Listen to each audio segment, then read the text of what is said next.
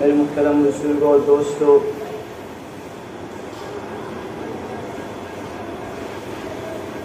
اللہ تبارک و تعالیٰ نے قرآن کریم میں 12 مہینے کا تذکرہ فرمایا۔ قرآن کریم میں اللہ تبارک و تعالیٰ نے 12 مہینے کا تذکرہ فرمایا تاکہ انسان اپنے اوقات، اپنے وقت کو مقرر کر سکے، اپنے کام کو انجام دے سکے۔ جس طرح عیسوی کا مہینہ ہوتا ہے جو سورج کے حساب سے چلتا ہے، وہ بھی اللہ تبارک و تعالیٰ کا بنایا ہوا ہے، اور جو ہجری کے حساب سے چلتا ہے، جو چاند کے حساب سے چلتا ہے، وہ بھی اللہ تبارک و تعالیٰ کا بنایا ہوا ہے۔ لیکن اللہ نے اپنے حبیب کو چاند کی تاریخ دی۔ اللہ نے اپنے حبیب نبی پاک صلی اللہ علیہ وسلم کو چاند کی تاریخ دی، سورج کی تاریخ نہیں دی، چاند کی تاریخ سے اوقات کو، مہینے کو اللہ نے بیان فرمایا۔ لیکن انسان مسلمان آج اگر دیکھا جائے تو 80% مسلمان جو عیسوی تاریخ کو جانتا ہے، ہجری تاریخ کو جانتا نہیں کہ کون سا مہینہ چل رہا ہے، کون سی تاریخ ہے، مسلمان نہیں معلوم۔ لیکن اگر ہم اس ہجری تاریخ کو، اللہ تبارک و تعالیٰ نے دنیا میں ایک ایسا ملک بنایا ہے جس میں 2 ماہ رات رہتی ہے، 2 ماہ دن رہتا ہے، اور ایک ملک ہے جس میں 6 ماہ دن رات رہتے ہیں۔ اگر آپ اس جگہ پہ جائیں گے تو آپ کو وہاں پتہ چل جائے گا کہ اللہ نے چاند کا حساب ہم لوگوں کو کیوں دیا، اپنے نبی کو کیوں چاند کا حساب دیا کہ تم چاند کی تاریخ سے چلو۔ کیونکہ جب آپ وہاں جائیں گے دیکھیں گے کہ رات میں چاند نکلتا ہے، دن میں چاند نہیں نکلتا، تو وہاں کے لوگ جب چاند نکلتا ہے رات میں تو سمجھ جاتے ہیں کہ رات ہو گئی، اور جب وہ چاند چھپ جاتا ہے، سورج نہیں نکلتا، تو سمجھ جاتے ہیں کہ چاند چھپ گیا ہے، دن ہو گیا۔ لیکن اندھیرا رہتا ہے، لیکن وہ چاند کے حساب سے اپنے اوقات کو بنائے ہوئے۔ یہ اللہ تبارک و تعالیٰ کی مصلحت ہے۔ ایک ایمان انسان اس کو سمجھتا نہیں کہ اللہ نے مسلمانوں کو سال کی ہجری کیوں دی، نیا سال کیوں اللہ نے محرم سے شروع کیا، اور محرم کو اللہ تبارک و تعالیٰ نے اپنا مہینہ بنایا۔ اور محرم کے معنی آتے ہیں عظمت کے، آتے ہیں برکت کے، آتے ہیں برتر کے، آتے ہیں۔ لیکن اگر ہم اس مہینے کو غلط سمجھیں، جیسا کہ آج ایک فرقہ ہے جو اس مہینے کو منحوس سمجھتا ہے اور عاشورہ کے دن کو منحوس سمجھتا ہے، غم کی تاریخ سمجھتا ہے، میرے بھائیوں جو مسلمان اگر مسلمان ہے اور اس نے دین میں کوئی نئی بات ایجاد کر دی، تو نبی پاک صلی اللہ علیہ وسلم کا فرمان ہے کہ جس نے دین میں کوئی نئی بات ایجاد کر دی، اس نے بدعت پیدا کر دی، تو اپنا ٹھکانہ جہنم بنا لے، اپنا ٹھکانہ جہنم بنا لے۔ لیکن یہ ان کے ذہنوں میں چلتا ہوا آ رہا ہے کہ یہ غم کا مہینہ ہے، یہ غم کی تاریخ ہے، نہ اس مہینے میں وہ شادی کرتے ہیں، نہ بیاہ کرتے ہیں، نہ کوئی خوشی کا تقریب کرتے ہیں، کوئی خوشی کا پیغام کرتے ہیں۔ وہ اس دن کو اور اس مہینے کو منحوس سمجھتے ہیں۔ حالانکہ نبی پاک صلی اللہ علیہ وسلم نے اس مہینے کے بارے میں اتنی فضیلت بتائی ہے کہ نبی پاک صلی اللہ علیہ وسلم نے فرمایا کہ ابن عباس رضی اللہ تعالیٰ روایت کرتے ہیں کہ اس مہینے میں ایک دن ہے جسے ہم 10ویں تاریخ کہتے ہیں، جسے ہم عاشورہ کہتے ہیں۔ 10 تاریخ، عشر کے معنی آتے ہیں 10، ہم اسے عاشورہ کہتے ہیں۔ تو نبی پاک صلی اللہ علیہ وسلم نے فرمایا کہ جس نے عاشورہ کے دن کا روزہ رکھا، اس کو اللہ تبارک و تعالی 10,000 حاجیوں کا ثواب دے گا اور 10,000 شہیدوں کا ثواب دے گا۔ اور پھر آپ نے اس پہ بند نہیں کیا، آپ نے فرمایا کہ جس نے اس دن کسی یتیم کے سر پہ شفقت سے ہار پھیرا، تو اللہ تبارک و تعالیٰ اس کے سر کے بدلے جنت میں اس کو اتنے درجات عطا کریں گے۔ اور پھر آپ نے فرمایا کہ جس نے اس دن کسی مسلمان بھائی کو کھانا کھلایا، تو اللہ تبارک و تعالیٰ اس کو اتنا ثواب دے گا کہ جیسے اس نے میری پوری امت کو کھانا کھلایا۔ یہ نبی پاک صلی اللہ علیہ وسلم نے اس مہینے کی عظمت کو بتایا۔ جب نبی پاک صلی اللہ علیہ وسلم آئے مدینہ تشریف لائے تو دیکھا کہ یہودی لوگ روزہ رکھ رہے ہیں، تو آپ نے کہا کہ تم روزہ کیوں رکھتے ہو؟ کہا کہ اس دن موسیٰ علیہ السلام کو اللہ تبارک و تعالیٰ نے فرعون کے ظلم سے نجات دی تھی، فرعون کو اس کے لشکر سمیت اللہ نے غرق کر دیا تھا، اس لیے ہم خوشی میں روزہ رکھیں۔ تو نبی پاک صلی اللہ علیہ وسلم نے فرمایا کہ ہم تو اس کے زیادہ حقدار ہیں۔ پھر صحابہ کو حکم دیا کہ تم روزے رکھا کرو، پھر صحابہ روزہ رکھتے رہے، لیکن پھر نبی پاک صلی اللہ علیہ وسلم کی ذہن میں بات آئی کہ یہودی بھی 10 تاریخ کو روزہ رکھتا ہے، ہم بھی 10 تاریخ کو روزہ رکھتے ہیں، یہ تو مشابہت اختیار ہوگی۔ پھر آپ صلی اللہ علیہ وسلم نے حکم دیا کہ اگر میں اگلے سال زندہ رہا تو میں تمہیں حکم دیتا ہوں کہ ایک دن پہلے یعنی 9-10 کے روزہ رکھو یا 10-11 کے روزہ رکھو۔ لیکن اللہ تبارک و تعالیٰ کو کچھ اور منظور تھا کہ اس سال آنے سے پہلے اللہ تبارک و تعالیٰ نے نبی پاک صلی اللہ علیہ وسلم کو اپنے پاس بلا لیا۔ میرے بھائیو، بہت برکت والا مہینہ ہے، بہت ہی عظمت والا مہینہ ہے، کیونکہ اس مہینے میں اتنے واقعات ہوئے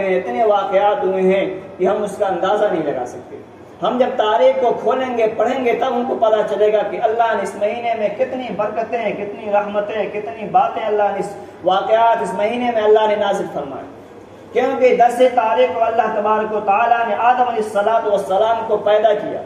اور 10 تاریخ کو محرم کی 10 تاریخ کو آدم علیہ السلام کو اللہ نے پیدا کیا، اور 10 تاریخ کو اللہ تبارک و تعالیٰ نے آدم علیہ السلام کو جنت میں داخل کیا، اور 10 تاریخ کو اللہ تبارک و تعالیٰ نے آدم علیہ السلام کی توبہ کو قبول فرمایا۔ 10 تاریخ کو اللہ تبارک و تعالیٰ نے کرسی کو بنایا، قلم کو بنایا، چاند کو بنایا، سورج کو بنایا، زمین کو بنایا، عرش کو بنایا، فرش کو بنایا، ستاروں کو بنایا، جنت کو بنایا۔ اسے 10 تاریخ کو اللہ تبارک و تعالیٰ نے ان تمام چیزوں کو بنایا، اور 10 تاریخ کو اللہ تبارک و تعالیٰ نے موسیٰ علیہ السلام کو فرعون جیسے ظالم سے اللہ نے نجات دی، اور فرعون کو اس کے لشکر سمیت اللہ نے غرق کر دیا۔ اور 10 تاریخ کو ابراہیم علیہ السلام کو اللہ نے پیدا کیا، 10 تاریخ کو ابراہیم علیہ السلام کو اللہ نے آگ سے نجات دی، 10 تاریخ کو نوح علیہ السلام کی کشتی جودی پہاڑ پر ٹھہری، غرق کر دیا، اور 10 تاریخ کو ابراہیم علیہ السلام کو اللہ نے پیدا کیا، 10 تاریخ کو ابراہیم علیہ السلام کو اللہ نے آگ سے نجات دی، 10 تاریخ کو نوح علیہ السلام کی کشتی جودی پہاڑ پر ٹھہری، 10 تاریخ کو ابراہیم علیہ السلام کو اللہ نے آگ سے نجات دی، 10 تاریخ کو یونس علیہ السلام کو اللہ تبارک و تعالیٰ نے مچھلی کے پیٹ سے نکالا، 10 تاریخ کو عیسیٰ علیہ السلام کو اللہ نے پیدا کیا، 10 تاریخ کو اللہ تبارک و تعالیٰ نے عیسیٰ علیہ السلام کو آسمان پہ بلایا، 10 تاریخ کو اللہ تبارک و تعالیٰ نے ادریس علیہ السلام کو مقام بلند پر بلایا، 10 تاریخ کو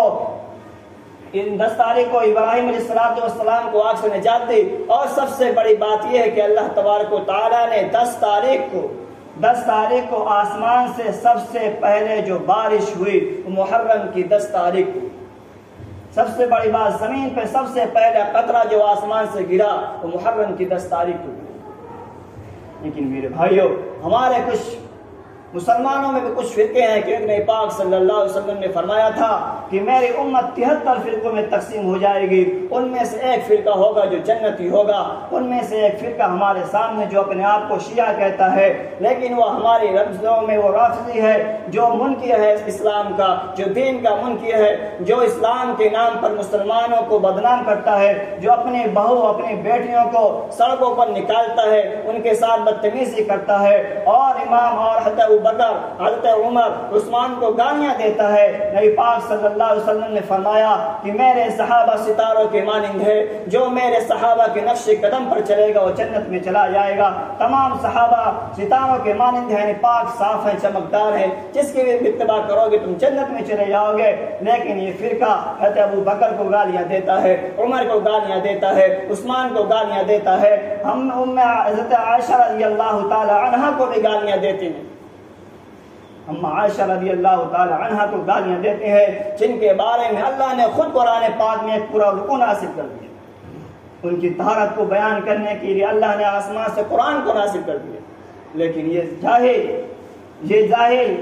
یہ جہالت میں اتنے پھنس چکے ہیں کہ کسی پہ کچھ وشواس نہیں کرتے، کسی کی بات مانتے نہیں۔ میرے بھائیوں، اگر ان کے نزدیک شہداء کا ہی مرتبہ ہے کہ وہ مردہ ہیں، تو پھر انہوں نے قرآن کو جھٹلا دیا، کیونکہ قرآن نے کہا وَلَا تَقُولُوا لِمَنْ يُقْتَلُ فِي سَبِيلِ اللَّهِ أَمْوَاتًا بَلْ أَحْيَاءٌ وَلَٰكِن لَّا تَشْعُرُونَ، کہ تم شہداء کو مردار نہ کہو، تم شہداء کو مردار نہ کہو، بلکہ تم ان کی باتوں کو سمجھو، وہ مردار نہیں ہے، بل احیاء عند ربهم یرزقون، بلکہ وہ زندہ ہیں اور اللہ تبارک و تعالیٰ کے پاس رزق پاتے ہیں، اللہ تبارک و تعالیٰ کے پاس رزق پاتے ہیں۔ لیکن میرے بھائیوں، یہ کربلا کا جو واقعہ ہے، اس سے ہمارے رونگٹے، ہمارے آنکھوں میں آنسو آ جاتے ہیں کہ حضرت حسین رضی اللہ تعالیٰ عنہ نے حق کا وہ پیغام پہنچایا مسلمانوں کے پاس، مسلمانوں کے سامنے وہ تاریخ رقم کر دی جو قیامت تک آنے والے تمام مسلمانوں کے لیے، قیامت تک تمام آنے والے مسلمانوں کے لیے وہ تاریخ زندہ رہے گی۔ ہم لوگوں کا نظریہ ہے کہ جان بچی تو سب کچھ بچا، لیکن حسین رضی اللہ تعالیٰ نے جان دے کر اپنا سب کچھ بچا لیا۔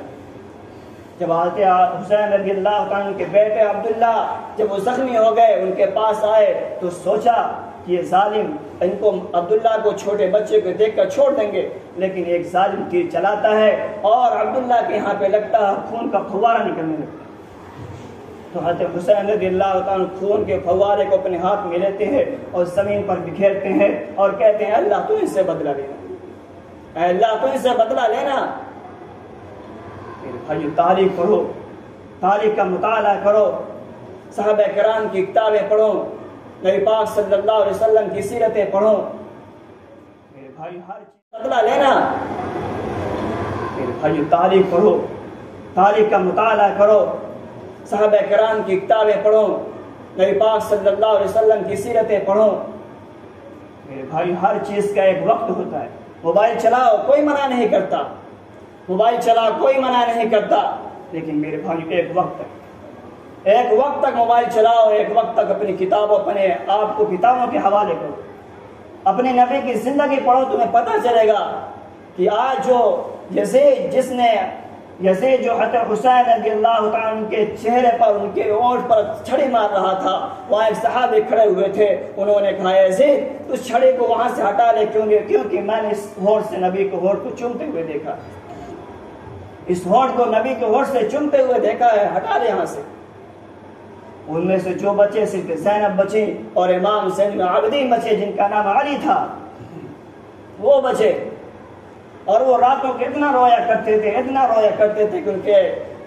کے ساتھی پوچھتے تھے کہ اے امام زین العابدین آپ اتنا کیوں روتے ہیں؟ کہا کہ آپ کو پتہ نہیں کہ یوسف علیہ السلام کے گم ہو جانے پہ یعقوب نے رو رو کر اپنی بینائی کم کر دی تھی، ان کی آنکھوں کی روشنی چلی گئی تھی، میرے سامنے تو میرا پورا خاندان ہی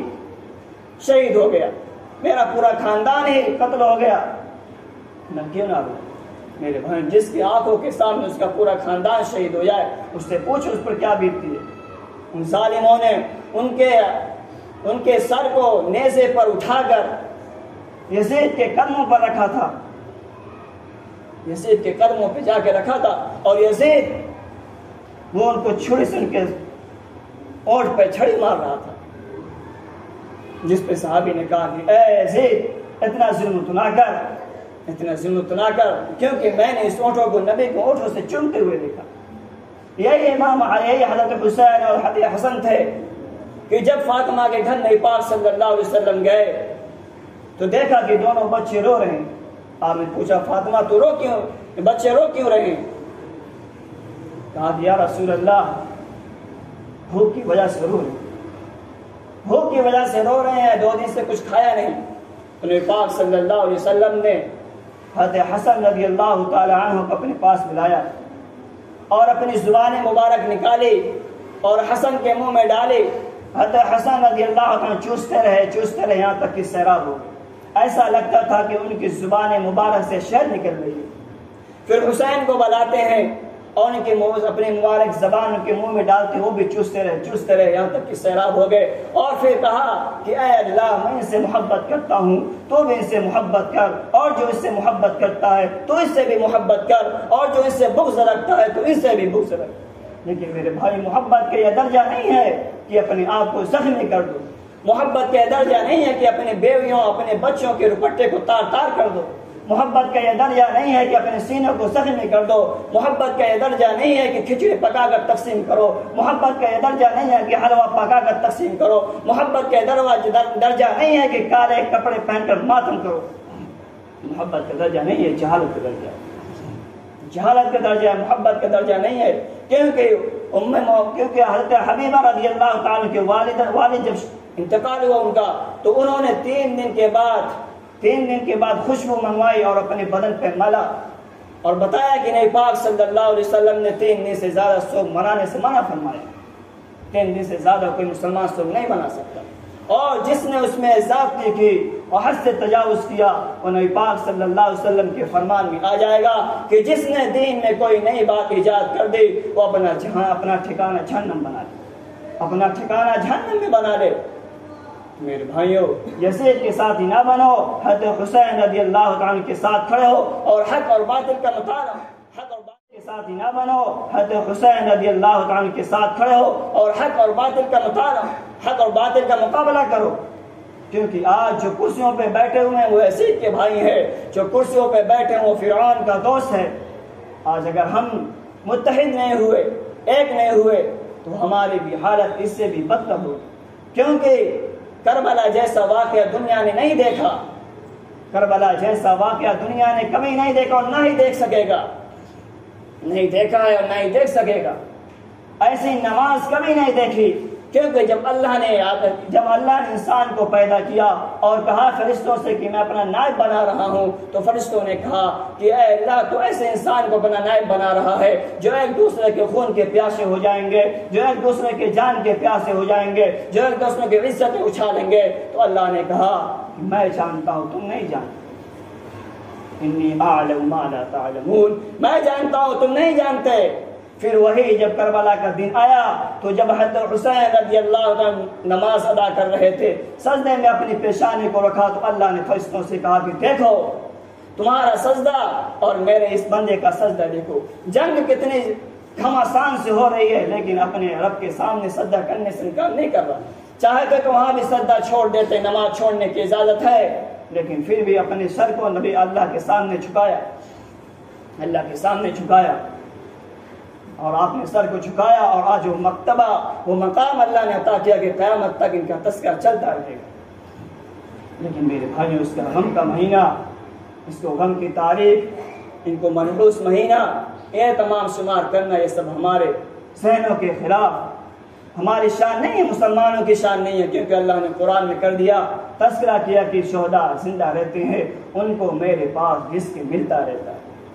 اگر تم ان کو مردہ شمار کرتے ہو تو تم نے قرآن کی آیت کو انکار کر دیا، اور جب تم نے قرآن کی آیت انکار کر دیا تو تم مسلمان رہ ہی کہاں گئے؟ تم تو مسلمان اسلام سے خارج ہو گئے، دین سے نکل گئے۔ اگر میرے بھائیوں یہی سب اگر ہم ہر ایک کے شہید ہونے پر ماتم کرنے لگیں تو 365 یا 355 دن کم پڑ جائیں، کیونکہ 1 محرم کو حضرت عمر فاروق رضی اللہ تعالیٰ کو شہید کیا گیا،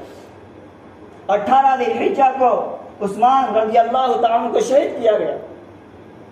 میرے بھائیوں، اگر ہم تاریخ کو دیکھیں، پڑھتے رہیں تو پورا مہینہ ہمارا غم میں چلا جائے گا۔ اسی لیے نبی پاک صلی اللہ علیہ وسلم نے فرمایا کہ 3 دن سے زیادہ سوگ نہ منایا کرو،